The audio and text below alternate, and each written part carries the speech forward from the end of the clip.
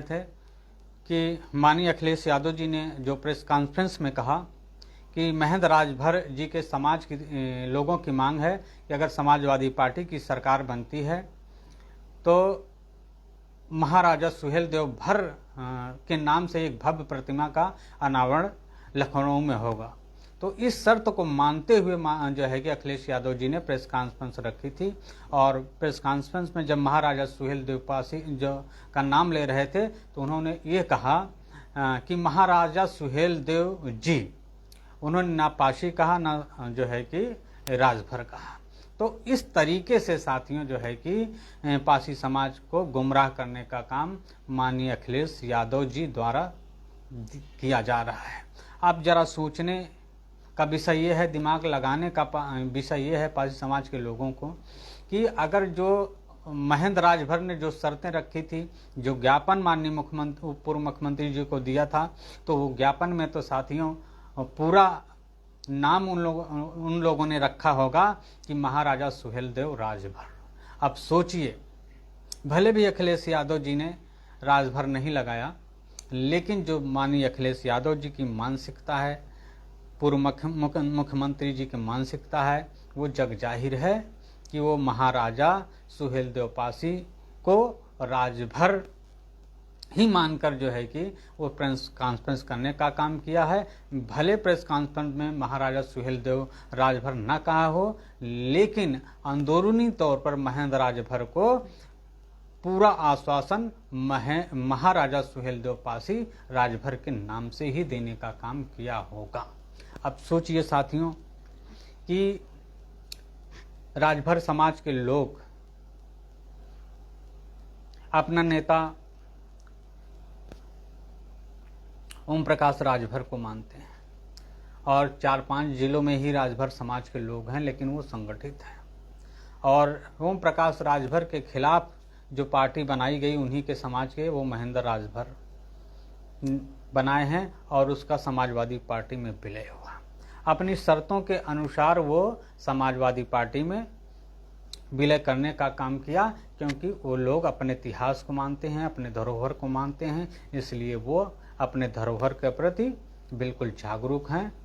बिल्कुल तटस्थ हैं। अब सोचने वाली ये बात है कि उत्तर प्रदेश में पासी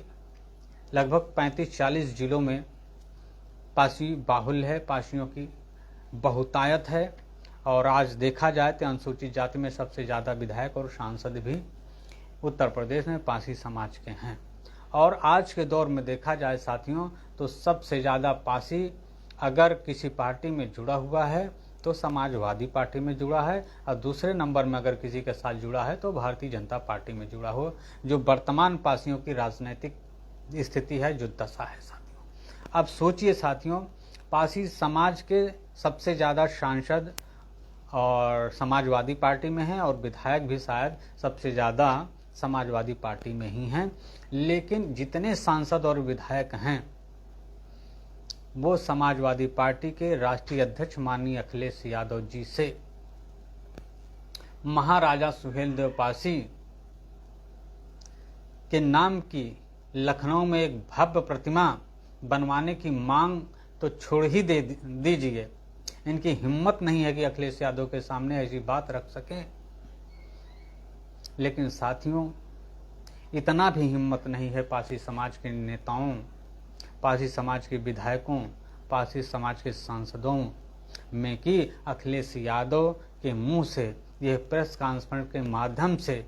ये कहलवा सकें कि महाराजा सुहेलदेव पासी राजभर नहीं बल्कि पासी समाज की ऐतिहासिक धरोहर है। महाराजा सुहेलदेव पासी पासी समाज के मान सम्मान स्वाभिमान के प्रतीक हैं। अब जरा सोचिए कि पासी समाज के सांसद, विधायक और पासी समाज के जो युवा नेता हैं उनकी समाजवादी पार्टी में क्या हैसियत है, क्या स्थिति है। जब वो समाजवादी पार्टी में रहकर अपने इतिहास की रक्षा नहीं कर सकते, अपने मान सम्मान स्वाभिमान के प्रतीक महाराजा सुहेलदेव पासी को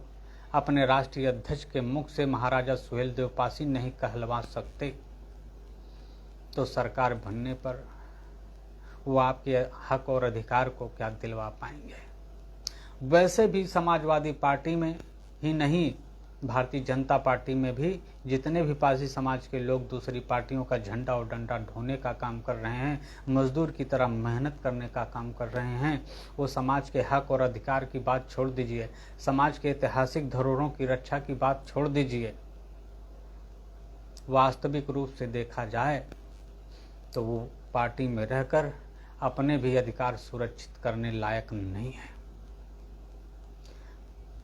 जब वो अपने हक अधिकार, अपने मान सम्मान की लड़ाई नहीं लड़ सकते, तो पार्टियों में रहकर साथियों आप न्याय क्या दिलाने का काम करेंगे, आपके इतिहास की रक्षा क्या करेंगे साथियों, ये सोचने और समझने का विषय है। आज देख लीजिए, चाहे भारतीय जनता पार्टी की सरकार रही हो, चाहे समाजवादी पार्टी की सरकार रही हो, सभी सरकारों में पासियों की हत्याएं हुई हैं, पासियों के हक और अधिकार छीने गए हैं, पासियों के हक और पासियों के ऐतिहासिक धरोहरों को नष्ट किया गया है, पासी समाज के ऐतिहासिक धरोहरों को कब्जा किया गया है। लेकिन जिसकी भी सरकार रही है, उस पार्टी में पासी समाज के सांसद और विधायक बहुतायत में रहे हैं। लेकिन साथियों, सिर्फ अपने हित के सिवा समाज का हित कभी नहीं चाहा, समाज के हित के लिए कभी आवाज उठाने का काम नहीं किया। अभी देख लीजिए, संविधान के नाम पर समाजवादी पार्टी किस तरीके से हल्ला मचाने का काम कर रही है। और समाजवादी पार्टी की पिछली सरकार का इतिहास देखिए, तो अगर सबसे ज़्यादा नुकसान पहुंचाने का काम किया तो किसी समाज का नुकसान पहुंचाने का काम किया तो वह अनुसूचित जाति के लोगों का नुकसान पहुंचाने का काम किया। पासी समाज के लोगों की क्या स्थिति है आप देख लीजिए कि जब पासी समाज के लोग आज सबसे ज़्यादा समाजवादी पार्टी में सांसद हैं, सबसे ज़्यादा समाजवादी पार्टी में विधायक हैं और सबसे ज़्यादा समाजवादी पार्टी में पासी समाज के युवा नेता हैं, लाखों की संख्या में समाजवादी पार्टी में कार्यकर्ता पासी समाज के हैं, नेता पासी समाज के हैं, लेकिन इसमें इतनी हैसियत नहीं है, इतनी हिम्मत नहीं है कि अखिलेश यादव जी से